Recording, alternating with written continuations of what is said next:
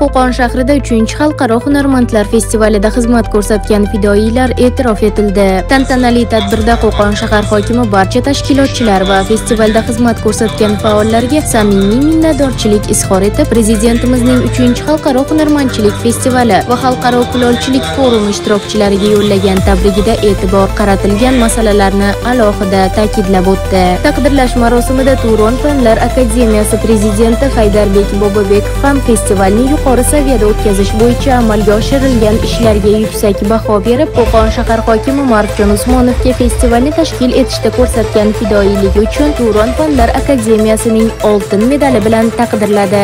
Shuningdek, Turon Fanlar akademiyasi faxriy unvon va darajalari Respublika hunarmand uyushmasi raisi Rasuljon Mirzaahmedov hamda boshqa mas'ul rahbarlar va faxriylarga ham topshirildi. Festivalda faol ishtirok etgan hunarmandlar, mahalla tizimi mutasaddilari, korxona, idora va tashkilotlar mutasaddilari ham alohida e'tirofga sazovor bo'ldilar. Ularga vatan iftixori, eng yaxshi xizmatlari uchun, fidoyi vatanparvar va yoshlarni vatanparvarlik ruhida tarbiyalash uchun ko'krak nishonlari tantanali ravishda topshirildi.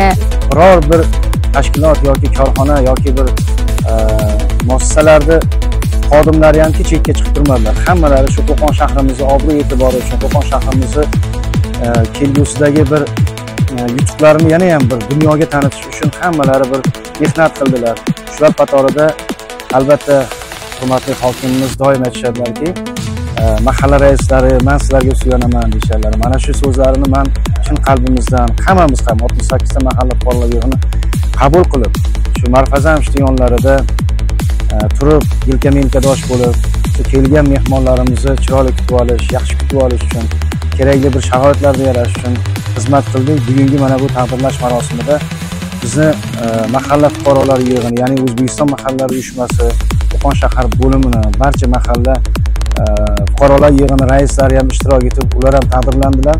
Xususan meni ham mana shunday bir e'tirofga loyiq bo'lganliklari uchun shaxsan men shahrimiz hokimi Marfazamovga o'z minnatdorchiligimni bildiraman. Bu menga yana ham yuksak bir ishonch berdi. Bundan keyingi bir faoliyatimizda xalqimizga halol, shaffof, yaxshi xizmat qilishga, shahrimizni obro' e'tiboriga chin dildan, sadoqat bilan xizmat qilishga yana bir men uchun bir turtki bo'ldi desam mubolag'a bo'lmaydi.